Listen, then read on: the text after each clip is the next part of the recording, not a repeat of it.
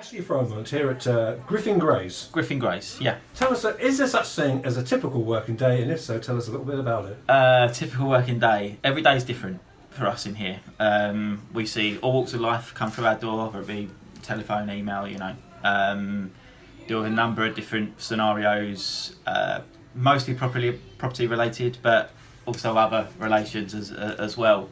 So typical day, we come in, we do our morning meeting, we discuss what we've done the previous day, what we've got coming up perhaps that day or the following day, what offers, rental applications, visits, inspections, site visits for blocks that we manage as well.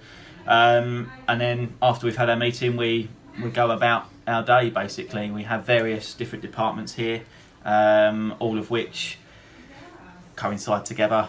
We all come together at some stage during the day anyway. But yeah, we've kind of set our office up as free working areas basically. And this is a Friday morning, and everybody seems to be on the phone. Is this a typically busy time? Is there Fridays are busy. Saturday's our busiest day by far. I think more people generally around to view properties. Whereas we do periodic visits on our managed stock as well. Some people some tenants like to be in the properties when we come and inspect, which if it was me I would be that way as well. So Saturdays we tend to book out our Saturdays in advance and try and accommodate obviously any last minute viewings as well, but even just for signing tenancy agreements, tenancy renewals, just seems to be the way it is at the moment. And I guess I should start at the beginning. What is your specific job, and how did you get into this specific job? Okay, my job, I'm the general manager of the business, so I look after the front end, sales, rentals, block management side, and obviously then we've got our managers under that who look after each department respectively. How did I get into it? I got into it by doing my work experience with Griffin when I was at school. They offered me an apprenticeship when I left school, which I took.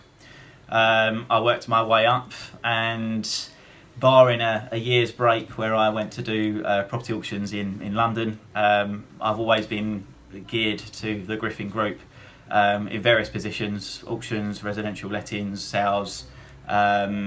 So yeah, I've done it since I left school. So I know this is all part of a Grey's Lies project, so it is about work. And this might sound, I guess, a bit hackneyed, but I guess Griffin, you're more than just an estate agent. Would you say that? We have we 4 or 5 years ago we opened our charity, UK registered, which is Griffin Foundation Trust. To date, we've donated just now in excess of £100,000 out to local based community projects in Grays, or Thurrock I should say. That's the remit of the charity. That, and we can't obviously support any religious based projects, but other than that we have 2 application phases, one in June, one in December, where we encourage anyone to apply. We've done some varied projects, some amazing projects, and we've got to do a lot of fundraising in between that. Is there an annual ball, wasn't there as well? We have an annual ball. Well, say annually we do a biannual ball. Our first one was 2 years ago, and we've done another one this year in February, which raised in excess of £20,000 on the night, which was just absolutely phenomenal. You mentioned religious projects, but you're keeping the faith with Grays Athletic, aren't you? Absolutely, yeah. We've agreed to sponsor them again for the forthcoming season, and the various 33 youth teams as well that they've got. Obviously, with the disbandment of other football clubs, which is disappointing for the area. Grays have taken those on. We're giving them funding and help wherever, and support wherever they need it. Why?